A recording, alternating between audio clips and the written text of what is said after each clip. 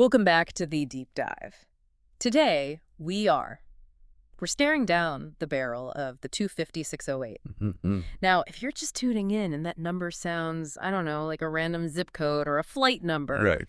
you might be in for a bit of a shock. But for a very specific subset of the data world, the people managing these massive petabyte scale environments, that number is a rite of passage. It really is. And honestly, looking at the pass rates and the forums, this is not one of those certs you can just, breeze through after a 20-minute YouTube video. No. This is a beast. I was looking at the logistics in our source material, and beast feels like an understatement. It's a 90-minute sprint. 90 minutes. You've got 75 questions. That's almost a question a minute. Barely more than a minute per question, yeah. And you need a 70% to pass. And it costs $250 just to sit in the chair. Which puts a lot of pressure on you. You really don't want to be the person who has to go explain to your manager why you need another 250. Right, because you confused redistribute motion with broadcast motion. Exactly. And that's precisely why we're doing this today. We are not just going to read out the answers. We're going to treat this as a masterclass in how these massive parallel processing, or MPP systems, actually think. That's the key. This is not about memorizing syntax. No. It's about understanding the architecture. Yeah. I mean, if you get why the system behaves the way it does, the multiple choice answers just become obvious. And if you don't, you're just guessing. You're just guessing. So let's get our hands dirty. The source material seems to break down into like 3 distinct battlegrounds. Right. There's the architecture, how the thing is built. There's administration, how you keep it from exploding. And then there's the advanced stuff, the AI and analytics. Yeah, the fun stuff. I want to start with the architecture because in the practice questions, there is this recurring, almost ominous theme of data shuffling. Ah, yes. This silent killer of database performance. It sounds so innocent, right? Shuffling, like a deck of cards. But the sources, they treat it like a catastrophe. Question 1 asks about the causes and impacts of this. Why is moving data around such a bad thing? Okay, so to get that, you have to visualize what an MPP system actually is. It is not one giant supercomputer. Okay. It's a cluster. You might have dozens, maybe hundreds of individual servers, we call them segment nodes, Yeah. all working together. It's like a hive mind. Exactly, a hive mind. When you load data, you chop it up and you sprinkle it across all those nodes. And ideally, when you run a query, every node works on its own little slice of data in silence, finishes the job, and sends the answer back. That's parallel processing nirvana. That's nirvana. And shuffling breaks that. Shuffling destroys it. Shuffling happens when you ask the database to join 2 tables that aren't distributed the same way. Okay. Say you have a sales table distributed by customer ID and a products table distributed by product ID. If you try to join them, the nodes can't finish the job locally. They have to stop, pack up their data, and ship it across the network to other nodes to find the matching records. So instead of processing, they're commuting. Precisely. And in a data center, the network is always the slowest link. It is so much slower than reading from a disk or calculating in memory. So that's the red flag. It's a huge red flag. Yeah. If you look at the query plan, you'll see terms like redistribute motion. That's your system screaming, I am stuck in traffic. And the sources also mention skewed data as another culprit here. That's the other side of the coin. Even if you don't have to shuffle, if your data is skewed, meaning like 90% of your records land on just one node, Oh, wow. then you lose the benefit of parallelism. You have one node just sweating bullets, doing all the work, while the other 99 are sitting there drinking coffee. The query is only as fast as the slowest node. So for the exam, and I guess for real life, the goal is keep the data local, align your distribution keys, and just avoid the network at all costs. That is the golden rule of MPP. Speaking of the network, there was a term in question 8 that sounded important, the interconnect. I first thought this was just, the physical cables plugging the servers together, but the source material implies it's more complex. It is. It's not just the wire. It's the software layer that manages that traffic we just talked about. Okay. In Greenplum, specifically, the interconnect usually runs on a protocol called UDP. UDP. Wait, isn't that the protocol that doesn't guarantee delivery? Like it just sends packets and hopes they arrive? That sounds risky for a database. It does, doesn't it? But they wrap it with their own flow control mechanisms. The interconnect is responsible for making sure that when data does have to move, it happens as fast as physically possible without dropping packets. So it's the nervous system. It's the nervous system. If the interconnect is choked, the brain can't talk to the limbs. Okay, so we've got the nervous system. Now let's talk about storage. Memory. This is a classic debate. but the exam seems to take a really hard stance. Question 2 asks about column-oriented storage Columnar, yeah. versus row-oriented. And for analytical workloads, column wins. Hands down, no question. But play devil's advocate for a second. Why wouldn't I just use row storage? I mean, that's what standard databases like Postgres or MySQL use by default. And row storage is great if you're looking up one specific person. If I want to know everything about user 1, 2, 3, 4, 5, row storage is efficient because all of that data is sitting together on the disk. Yeah.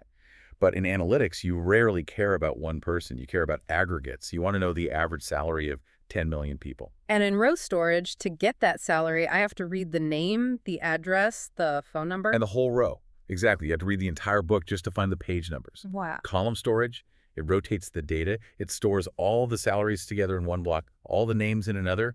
So to calculate the average, the database just grabs the salary block and ignores everything else. It reduces disk I/O by orders of magnitude. There's another benefit mentioned in the sources too, right? Compression. Huge benefit. I mean, think about it. If you have a column of dates, every single entry looks similar.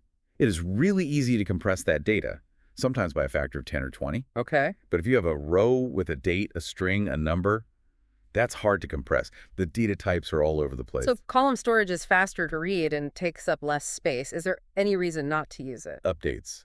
If you have to go back and change a single record, column storage is a nightmare. You have to open up the name file, the salary file, the address file. It's heavy on write operations. Got it. So data warehouse, column, transactional system, row. That distinction is probably worth a few points on the exam right there. Easily. Let's look at one more efficiency trick before we leave architecture. Partitioning. Question 7 talks about partition pruning. It sounds like gardening, It does. and it's surprisingly similar. It's about cutting away the dead weight so you don't waste energy. So the source material gives the example of partitioning a table by date. How does that actually help query speed? Okay, imagine you have 10 years of sales data, billions of rows. You run a query asking for sales in last month. Right. Without partitioning, the database technically has to scan the entire table to verify which rows belong to last month. Even the data from 10 years ago. It has to check. Yeah. But if you partition by month, you physically split that table into smaller tables, one for each month. The database engine is smart enough to look at your query, see last month, and instantly know, okay, I can ignore or prune the other 119 partitions. So it just scans the relevant slice. It turns a billion row scan into a million row scan. Correct. It's the difference between finding a needle in a haystack and finding a needle in a needle box that you've labeled needles. Okay, so that's the engine. We want column storage, we want partitions, and we want to avoid shuffling data across the interconnect. But having a fast engine doesn't matter if the car crashes. Right. Which brings us to administration, keeping the lights on. The part of the job that nobody notices until it goes wrong? Exactly, and one of the biggest headaches for any admin is the noisy neighbor problem. You know, when the data science team decides to run a query that accidentally tries to join the entire internet to itself? And suddenly the CEO's dashboard stops loading. Yeah. Question 3 brings up resource groups as the solution. This is a mandatory feature for any multi-user environment. In the old days, we used resource queues, which were a bit clunky. Resource groups are the modern way to do it. How so? They allow you to set hard limits on CPU and memory. You can literally say the analytics team gets 40% of the CPU and the executive team gets 30%. Even if the analytics team runs the heaviest query in the world, The system throttles them. it throttles into their 40%. They cannot steal resources from the CEO. It effectively walls them off. Right. And it also manages concurrency. You can say, this group can only run 5 queries at once. Anything else just gets queued. It saves the system from being DDoSed by its own users. Okay, now, here's where things get a little terrifying. Yeah. We need to talk about question 4. High availability, specifically for the primary coordinator. The brain of the operation. The coordinator is the node that takes the query, parses it, tells the segments what to do. If that goes down, the whole database is effectively dead, right? The cluster becomes a brick. Yes. So, reading the source material, I'm waiting for the part where it says, and then the system magically detects the failure and promotes the standby coordinator instantly. But it doesn't say that. It says an administrator must manually activate the standby. That is the gotcha question that trips up so many people. Why? I mean, we have self-driving cars, we have AI that can write poetry. Why does this advanced database require a human to press a button to stay alive? It comes down to a concept called split brain. Which sounds like a medical condition. It's worse. Imagine if the network just glitched for a second. The primary coordinator is fine, but the standby thinks the primary is dead. If the system was fully automatic, the standby might promote itself.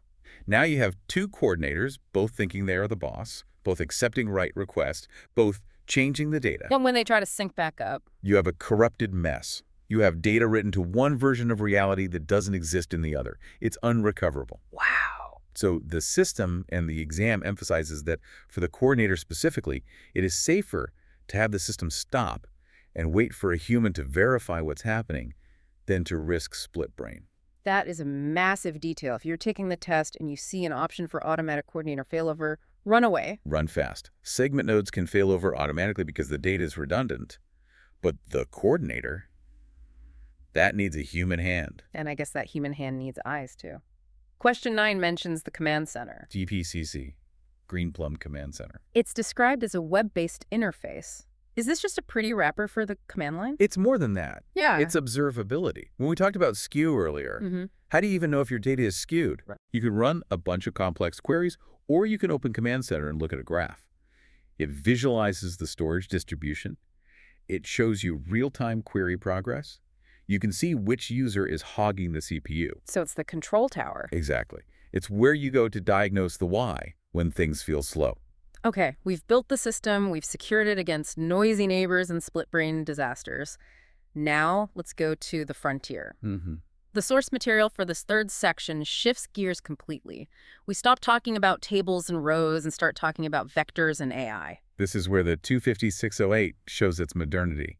It's not just a SQL exam anymore. Question 5 introduces Apache Mathlib. And the key phrase here is in-database machine learning. Right. I feel like I have to ask, why? Why would I want to run machine learning inside my database? Isn't that what Python and Spark are for? It's a question of data gravity. Data gravity. Think about the scale we're discussing. Petabytes. If you want to train a model on a petabyte of data using your laptop, or even a separate Spark cluster, you first have to move that data. Which takes forever and costs a fortune in bandwidth. And it's a security risk. Once the data leads the database, who's watching it?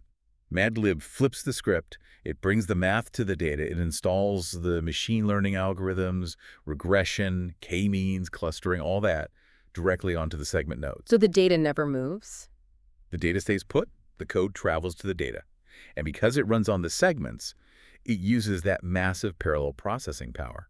If you have 100 nodes, you have 100 computers training your model simultaneously. Which is incredibly fast. For large data sets, yeah. That makes a ton of sense. Stop trying to move the mountain, just climb it where it is. Right. Now, sticking with AI, question 6 brings up vector databases.